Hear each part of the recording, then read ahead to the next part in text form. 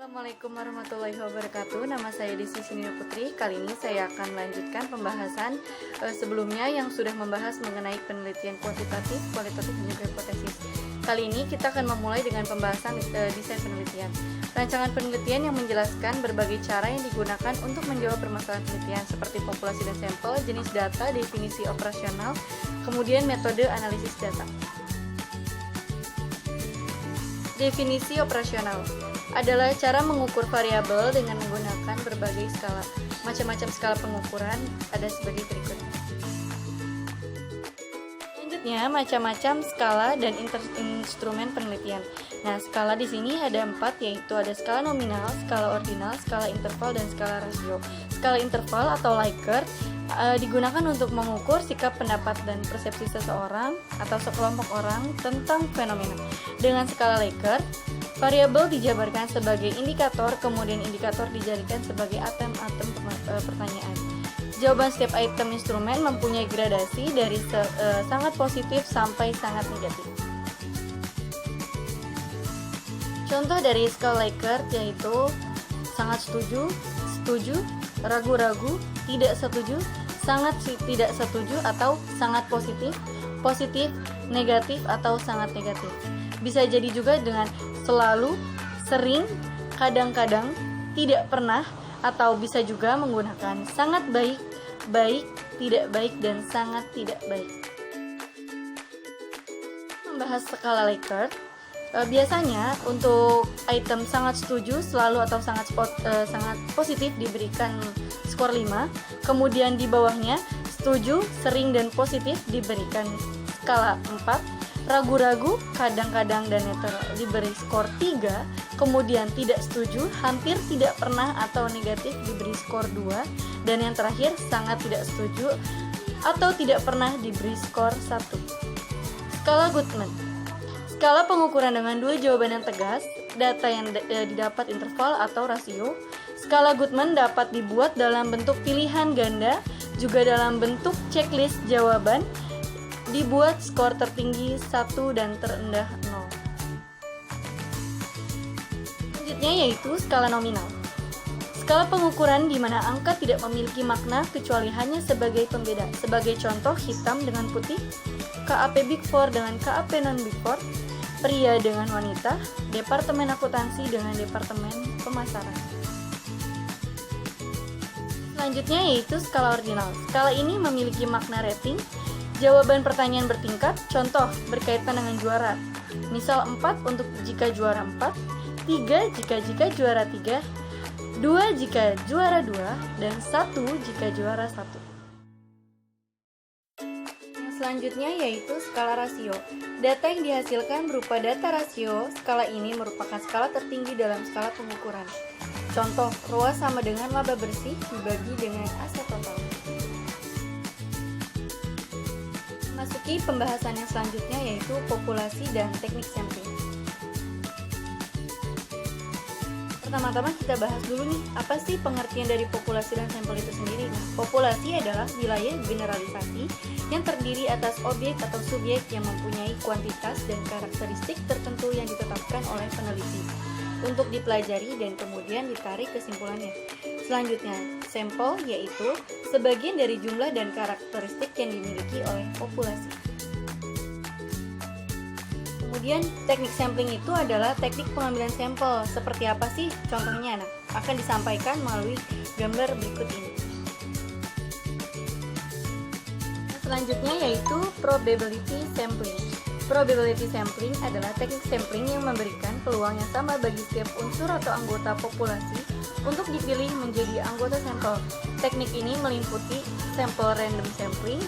Yang dikatakan sampel random sampling ini cara pengambilan sampel anggota populasi dilakukan secara acak tanpa memperhatikan strata yang ada dalam populasi itu. Cara demikian dilakukan bila anggota populasi dianggap homogen.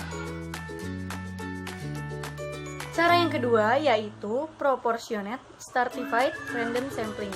Teknik ini digunakan bila populasi mempunyai anggota atau unsur yang tidak homogen dan berstrata secara proporsional.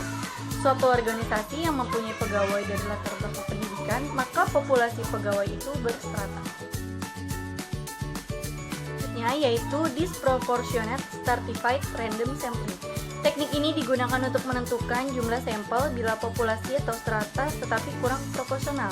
Misal, pegawai dari PT tertentu mempunyai lulusan S3 3 orang, S2 4 orang, S1 90 orang, SMU 800 orang, SMP 700 orang, maka 3 orang lulusan S3 dan 4 orang S2 itu diambil semuanya sebagai sampel karena dua kelompok terlalu kecil bila dibandingkan dengan kelompok S1, SMU, dan SMP. Yang selanjutnya yaitu cluster sampling atau area sampling. Teknik sampling untuk menentukan sampel bila objek yang akan diteliti atau sumber data sangat luas. Misal, penduduk dari satu negara, provinsi, atau kabupaten untuk menentukan penduduk mana yang akan dijadikan sumber pengambilan sampel berdasarkan daerah populasi yang ditetapkan. Yang selanjutnya yaitu non-probability sampling adalah teknik yang tidak memberi peluang atau kesempatan sama bagi setiap unsur atau anggota populasi untuk dipilih menjadi sampel. Sampling sistematis adalah teknik penentuan sampel berdasarkan urutan dari anggota populasi yang telah diberi nomor urut. Misal, anggota populasi yang terdiri dari 100 orang. Dari semua anggota itu diberi nomor urut, yaitu nomor 1 sampai dengan nomor 100.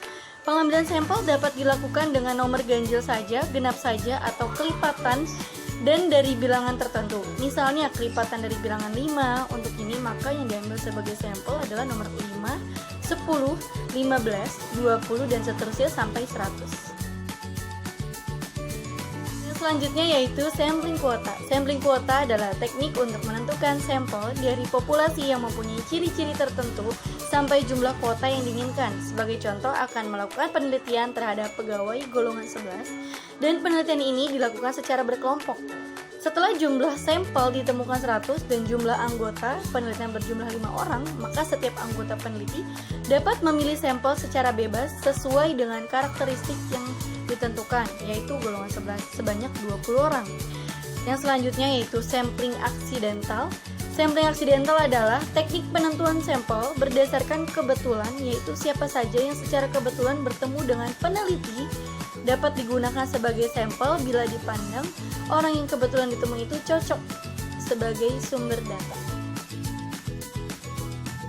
Kemudian yaitu ada teknik sampling purposive, yaitu teknik penentuan sampel dengan pertimbangan tertentu. Misalnya akan melakukan penelitian disiplin pegawai, maka sampel yang dipilih adalah orang yang ahli dalam bidang kepegawaian saja. Yang selanjutnya yaitu ada sampling jenuh, adalah teknik penentuan sampel bila semua anggota populasi digunakan sebagai sampel. Hal ini sering dilakukan bila jumlah populasi relatif kecil, kurang dari 30 orang. Istilah lain sampel jenuh adalah sensus, di mana semua anggota populasi dijadikan sampel. Yang selanjutnya yaitu snowball sampling, adalah teknik penentuan sampel yang mula-mula jumlahnya kecil, kemudian sampel ini disuruh memilih teman-temannya untuk dijadikan sampel. Begitu seterusnya sehingga jumlah sampel semakin banyak, ibarat bola salju yang menggelinding, makin lama semakin besar. Pada penelitian kualitatif banyak menggunakan sampel purposive dan snowball. Yang selanjutnya yaitu analisa data. Penelitian, analisa data merupakan kegiatan setelah data dari seluruh responden atau sumber data lain terkumpul. Kegiatan dalam analisis data adalah mengelompokkan data berdasarkan variabel dan jenis responden. Selanjutnya, metabulasi data berdasarkan variabel dari seluruh responden, kemudian menyajikan data tiap variabel yang diteliti, melakukan perhitungan untuk menjawab perumusan masalah, dan melakukan perhitungan untuk menguji hipotesis yang telah diajukan. Untuk penelitian yang tidak merumuskan hipotesis, langkah terakhir tidak dilakukan.